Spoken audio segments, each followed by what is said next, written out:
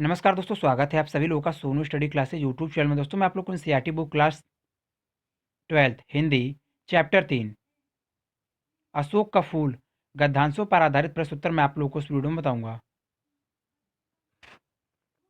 प्रश्न नंबर 1, भारतीय साहित्य में और इसलिए जीवन में भी इस पुष्प का प्रवेश और निर्गम दोनों ही विचित्र नाटकीय व्यापार है। ऐसा तो कोई नहीं कह सकता है कि कालिदास के पूर्व भारतवर्ष के इस पुष्प का कोई नाम ही नहीं जानता था, परंतु कालिदास के काव्यों में यह जिस शोभा और सुकुमार का भार लेकर प्रवेश करता है वह पहले कहाँ था। उस प्रवेश में नववधु के गृह प्रवेश की भांति शोभा या गरिमा है, पवित्रता है और सुकुमारता है। फिर एकाएक मुसलमानी सल्तनत की प्रतिष्ठा के साथ ही साथ यह मनोरथ पुष्प साहित्य के सिंहासन से चुपचाप उतार दिया गया। नाम तो लोग बाद में ही लेते थे, पर उसी प्रकार जिस प्रकार बुद्ध विक्रमादित्य का अशोक का जो सम्मान कालिदास से मिला वह अपूर्व था।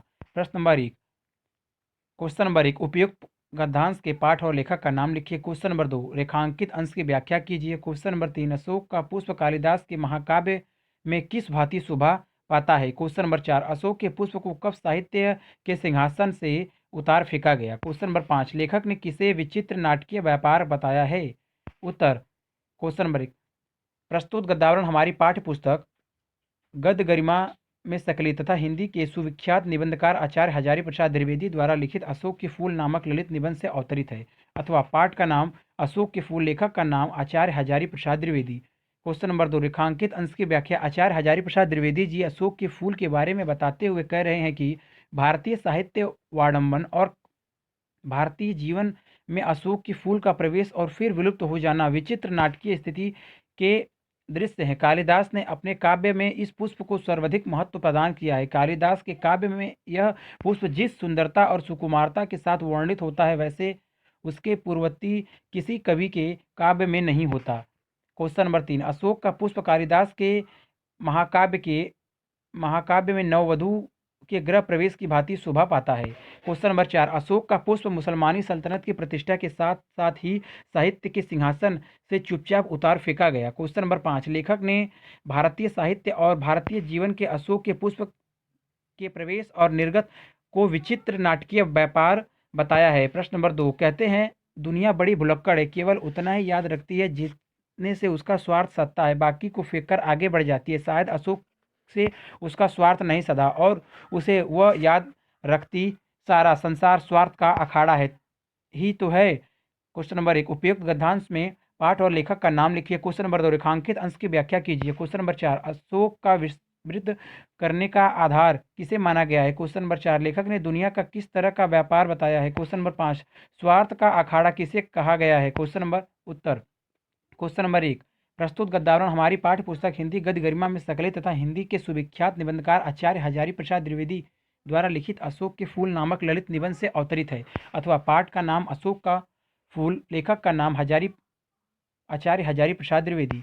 क्वेश्चन नंबर 2, रेखांकित अंश की व्याख्या। द्विवेदी जी कहते हैं कि यह संसार बड़ा स्वार्थी है, यह उन्हीं बातों को याद रखता है जिनसे उसका कोई स्वार्थ सिद्ध होता है, अन्यथा व्यर्थ की स्मृतियों से यह अपने आप को बोझिल नहीं बनाना चाहता। यह उसी वस्तुओं को याद रखता है जो उसके दैनिक जीवन की स्वार्थ पूर्ति में सहायता पहुंचाती है। बदलते समय की दृष्टि में अनुपयोगी होने से यदि कोई वस्तु उपेक्षित हो जाती है तो यह उसे भूलकर आगे बढ़ जाता है। क्वेश्चन नंबर 3, अशोक को विस्मृत करने का आधार स्वार्थ वृत्ति को माना गया है। क्वेश्चन नंबर 4, अशोक ने दुनिया के व्यापार को इस तरह का बताया है कि यह केवल उतना ही याद रखती है जितने से इसका स्वार्थ सत्ता है, बाकी को फेंक कर आगे बढ़ जाती है। क्वेश्चन नंबर 5, सारे संसार को स्वार्थ का अखाड़ा कहा गया है। प्रश्न नंबर 3, मुझे मानव जाति की दुर्दम निर्मम धारा के हजारों वर्ष का रूप साफ दिखाई दे रहा है। मनुष्य की जीवन शक्ति बड़ी निर्मम है, वह सभ्यता और संस्कृति के वृथा मोहों को रोदते चली आ रही है। न जाने कितने धर्मचारों विश्वासों उत्सवों और व्रतों को धोती बहाती यह जीवन धारा आगे बढ़ती है। संघर्षों से मनुष्य ने नई शक्ति पाई है। हमारे सामने समाज का आज जो रूप है वह न जाने कितने ग्रहण और त्याग का रूप है। देश और जाति की विशुद्ध संस्कृति केवल बाद की बात है। नंबर 1, क्वेश्चन नंबर 1, उपयुक्त गद्यांश के पाठ और लेखक का नाम लिखिए। क्वेश्चन नंबर 2, रेखांकित अंश की व्याख्या कीजिए। क्वेश्चन नंबर 3, मनुष्य जीवन शक्ति और निर्मम क्यों बताया गया है। क्वेश्चन नंबर 4, लेखक ने किसे बात की बात बताया है। क्वेश्चन नंबर 5, ग्रहण और त्याग का रूप क्या है। उत्तर। क्वेश्चन नंबर 1, प्रस्तुत गद्यावरण हमारी पाठ्य पुस्तक हिंदी गद्य गरिमा में संकलित तथा हिंदी के सुविख्यात निबंधकार आचार्य हजारी प्रसाद द्विवेदी द्वारा लिखित अशोक के फूल नामक ललित निबंध से अवतरित है, अथवा पाठ का नाम अशोक के फूल, लेखक का नाम आचार्य हजारी प्रसाद द्विवेदी। क्वेश्चन नंबर 2, रेखांकित अंश की व्याख्या। आचार्य हजारी प्रसाद द्विवेदी जी कहते हैं कि मानव जाति के विकास के हजारों वर्षों के इतिहास में मनन और चिंतन के परिणाम स्वरूप उन्होंने जो अनुभव किया है वह यह है कि मनुष्य में जो जीविका है वह अत्यधिक निर्मम और मोह माया है, बंधनों से रहित है। सभ्यता और संस्कृति की जो कल्पित व्यर्थ बंधन या मोह में उसे उनको रोदती हुई वह सदैव आगे बढ़ती चली गई है। क्वेश्चन नंबर 3, मनुष्य की जीवन शक्ति को निर्मम इसलिए बताया गया है क्योंकि वह सभ्यता और संस्कृति के वृत्तांत मोहों को रोदती चली आ रही है। देश और जाति की अवरुद्ध संस्कृति को बाद की बात बताया है। वर्तमान समाज का रूप न कि जाने कितने ग्रहण और त्याग का रूप है। प्रश्न नंबर 4, अशोक का फूल तो उसी मस्ती में हंस रहा है, पुराने चित्त से इसको देखने वाला उदास होता है। वह अपने को पंडित समझता है। पंडिताई भी एक बोझ है, जितनी ही भारी होती है उतनी ही तेजी से डुबाती है। क्वेश्चन नंबर 1, उपयुक्त गद्यांश के पाठ और लेखक का नाम लिखिए। क्वेश्चन नंबर 2, रेखांकित अंश की व्याख्या कीजिए। क्वेश्चन नंबर 3, अशोक को देखकर कौन उदास होता है। क्वेश्चन नंबर 4, उपयुक्त गद्यांश के माध्यम से लेखक वृत्तांत के बारे में जन सामान्य को क्या संदेश देना चाहता है। क्वेश्चन नंबर 5, प्रस्तुत गद्यांश का आशय स्पष्ट कीजिए।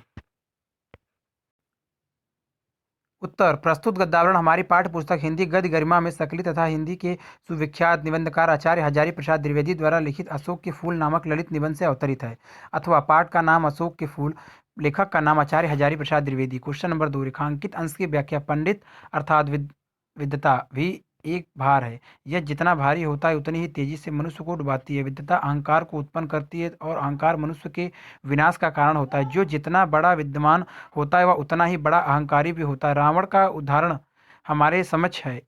उस जैसा विद्वान धरती पर शायद ही पैदा हुआ हो, लेकिन उसके अहंकार ने उसका सर्वनाश कर दिया।